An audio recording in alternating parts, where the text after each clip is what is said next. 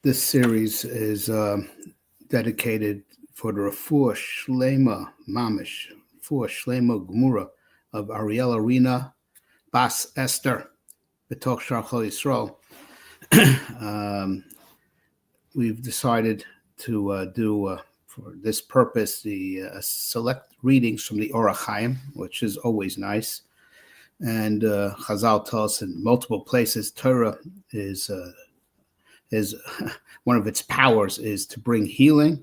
Yeah, it's Chazal in a few places, including in Mishnah Avos, Lirfoat Sarecha. It heals everything. But another reason why we chose the HaChaim is that the HaChaim Befrat is known to be a skula. Learning HaChaim is known to be a skula to bring refuah. And B'didi Hava Uvda, there was something that happened with me myself just this past summer. In the early part of the summer, there was, I don't want to get into details, but there was a great concern, great alarm over something. And so much so that anyone who knows me knows I have two spiritual fathers that I'm always quoting that built me. I have two Rabbenim Muvhakim. Rav Yaakov Weinberg, Rosh Yeshiva Ner Yisrael, and Rav Moshe Shapira, Nucham Eden, and was going in for some critical testing, and I decided I'm going to make a pilgrimage to my Rosh Yeshiva, Rav Yaakov Weinberg's kever, to daven that everything should go well, and at the same time, on the same day, I instructed my son, who learns in Eretz Yisrael, to go to the kever of my other Rebbe, Rav Moshe Shapira, and it should be Melitz Yosha for me. And I'm on that long trip to Baltimore, so my son called me while I'm driving to report to me that mission accomplished on his end. He went to with a few others to daven for me by the kever of Moshe Shapira and Har HaZeisim. And once he was there, he also davened for me by the HaChaim. And then after, it's already nighttime, Eretz Yisrael time, when he's calling me. And he says, so after that, I went to my father-in-law's house for some supper. And I told my father-in-law, what's going on with you and how I davened for you by Moshe Shapira and also by HaChaim. So you daven by HaChaim, doesn't get better than that. And my mechutin played for my son, a shiur from Rav Melech Bitterman, that the first 15 minutes of that shiur was just how learning HaChaim is a sgula for refuah, and he brought it from many sources and a lot of stories, and not just recent stories. It's not a recently discovered skula. It's apparently something that's already known for generations. And my son, went on to that shiur on Kol HaLashon and played it for me. And so needless to say that when I made it to the kever of my Rosh Yeshiva, another hour or so later, it's one of the kabbalas that I took on, Bli Neder, Bli Shvua, to learn HaChaim and Baruch Shem. The issue that was alarming, is Baruch Shem, no sakona, Chaste Hashem. So School of Lirfoat of Aryela Rína Bas Esther, we're going to learn HaChaim, selections from what he says on each Parsha and Parshas HaShavua as it comes up. I'll just say that really there should be a separate forum, a separate series just on the life and times and the derech halimud of the HaChaim, who he was and what's special about his Torah, what's unique, I mean to say. All Torah is special. What's unique about his Torah, and why the Hasidic world is just enamored with him, and from the beginning, they didn't discover him later on. They were into him from the get-go, and what is the interesting crossover between the Torah of the HaChaim and the Torah of Hasidus? Okay, but that will be a separate series, Be'ezrat Hashem. So without further ado, Lirfoat Aryela Rína Bas Esther betchach Yisrael. On the very first pasuk in this week's parsha, Eila toldos Noach ish tzadik tamim haya b'dorosav es halkim is halech Noach. Right? This is seemingly a extremely redundant pasuk. First of all, Noach, who's the subject, is mentioned 3 times in the same pasuk. Right? It just mentioned it tells Noach, and then just say that he was a tzaddik and tamim, and he walked with God.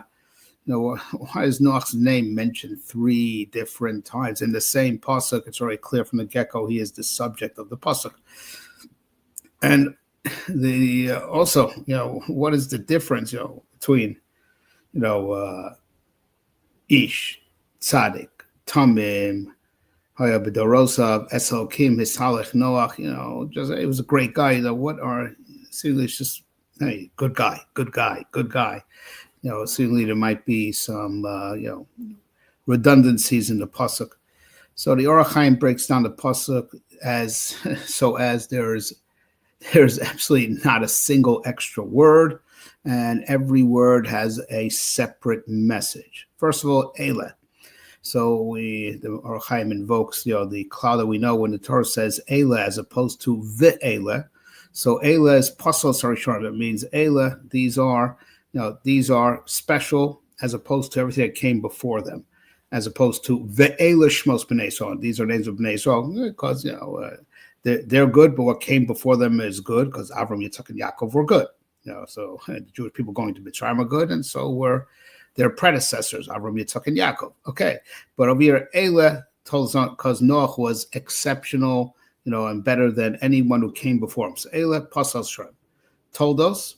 Right, so the word told, so he invokes the Chazal brought by Rashi, that the Iker toldos of tzaddikim are their maisim tovim. Right, so which explains, like Rashi says, doesn't mention any of Noach. They say these are the kids of Noach, but the Iker, children, the product of a tzaddik are his good deeds. So that's toldos, Noach. So that's this very first time they mentioned pasuk is who we're talking about, the subject of the sentence. So it's, Eile, Noach is in a league unto his own until his, none of his predecessors compare. Told us these are his good, Noach, good deeds of Noach. So Noach, at this point, mentioning Noach a second time, is not going on the person. That's the first Noach. This is, Noach is to explain the nature of his toldos, of his good deeds. Noach, that he brings an alleviation to all of how the world was cursed because of the sin of Adam. So after toldos Noach, his deeds, his toldos brought alleviation to the, curse of the earth. And HaChaim brings a medrash that when Adam rebelled against God, when the generations rebelled against God, so mankind was supposed to rule the world and control nature. You rebel against God, says nature. We rebel against you. And the animal kingdom was uncooperative, and the earth was uncooperative and not subjugating itself to man, and to all these evil people after they died and buried. So the earth would, constantly swamp their graves, to even denigrate them in death. And then Noach comes into the world, and that stopped. There was an alleviation of the curse here. That's Noach. Ish. So now Ish is a term that refers to being distinguished, like Ish Chayil. Right? It's one of the more exalted, more complimentary terms for mankind. If you're called an Ish in the Torah, that is a mark of distinction. But you could be distinguished in many ways. You could be an Ish Chayil, right? You could be an Ish Chacham. You could be. There are a lot of types. Be a distinguished gentleman in a lot of different ways. What type of Ish was Noach? Well, for that we look at the end of the parsha. Vayachol Noach Ish Ha'adama. Noach became a very distinguished, agronomist. Into agriculture, and he rapidly was able to regrow grapes and make wine. He took care of all the agriculture, repopulating, the vegetation of the planet. So he was an Ish. So we know Ish, he was distinguished. Now we know from the end of the parsha he was distinguished in agriculture, and it seems that he was already distinguished in agriculture. Famous Chazal, that part of the alleviation that Noach brought to the world was inventing the plow. So that was what Ish refers to, his being an Ish Adama.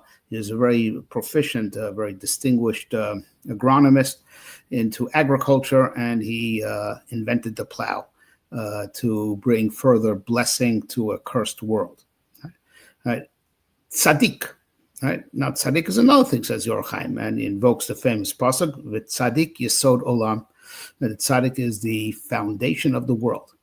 Noach was indeed a very strong foundation, to the world. Right? But the world got destroyed because you could have the thing like that the house, the foundations are very strong, but there's certain wings of the house are just need to be ripped away. But you see that Noach was a tzaddik yesod olam. That's what the word tzaddik refers to, because it's very obvious when Hashem decided to destroy the world, Noach was left, and he became the foundation of the new world. So he is a tzaddik in the terms of tzaddik yesod olam. That's what tzaddik refers to. Tamim haya b'dorosav. Right, so HaChaim says to read those three words together. He was very wholesome in his generations, plural. Right, so, Tamim, HaChaim brings a chazal, that Tamim is to be of, a real Baal derech eretz. You say wholesome, that your conduct is impeccable, right? Of impeccable conduct. Now, Dorosov, his generation, says the HaChaim. Any person who lives an average life will see three generations.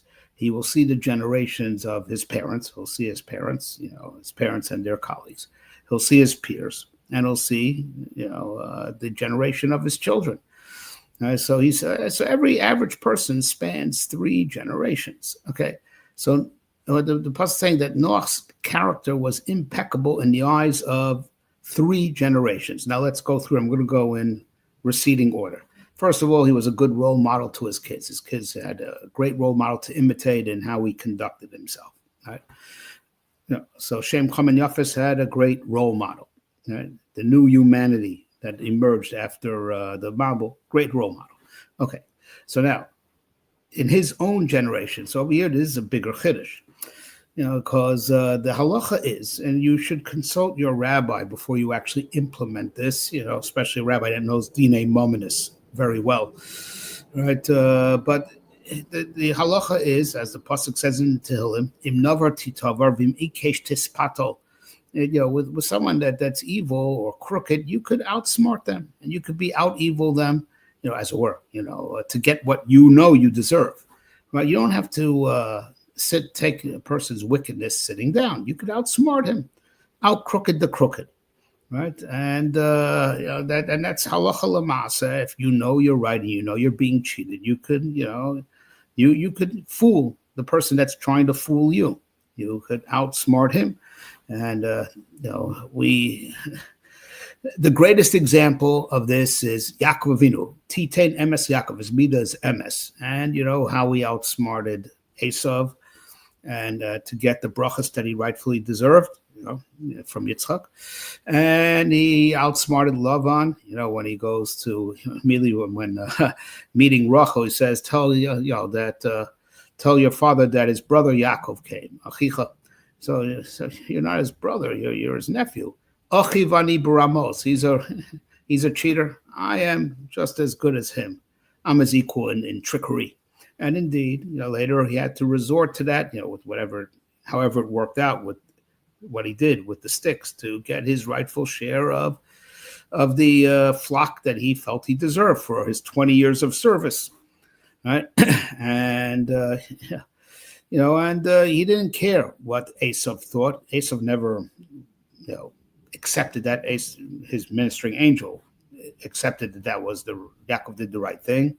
Yeah, but the earthly Esav never, Vakveni said Palmaiman, we don't find he ever was reconciled with the fact that Yaakov took the brachas, what he felt was through trickery, right? And Lavan never was reconciled, and the Bnei Lavan were never reconciled with what Yaakov did, right? But you don't care what the evil think. If you know you're right, you do what's right and you fight for what's right. Even if they will think in their crooked mind that you're the crooked one.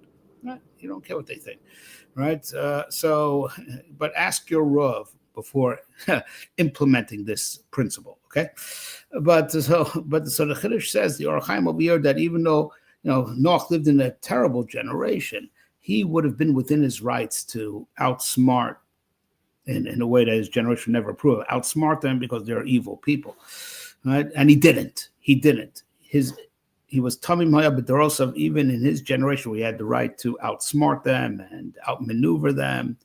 Even they had to admit his character was impeccable. He's honest, he's straight, even by their crooked standards, right? He didn't employ the halacha of imikesh tespato, right? And then the chiddush is, the first generation, his parents, in the eyes of his parents' generation that saw him as a kid, they were amazed with him because these guys knew Misushelach. They knew some of the greats that lived before the Mabul, and they were still impressed with Noach, right? So that's Tamim Haya B'Dorosav. His character was impeccable in the eyes of the three generations that a person's average lifespan spans, and each and every one, they saw his character as Tamim, right? Impeccable character, right? Eselokim Hisach Noach. Noach walked with God. So now, HaChaim says, what does that refer to? That refers to our chiyuv to imitate HaKadosh Baruch Hu. V'alachta b'drachav. So Eselokim Hisach Noach. V'alachta b'drachav. Hashem, is our ultimate role model. Mahu rachum afato rachum mahu chanafta chanu. We have to try to imitate the way HaKadosh Baruch Hu administers our affairs and reveals himself to us, which is a super high standard.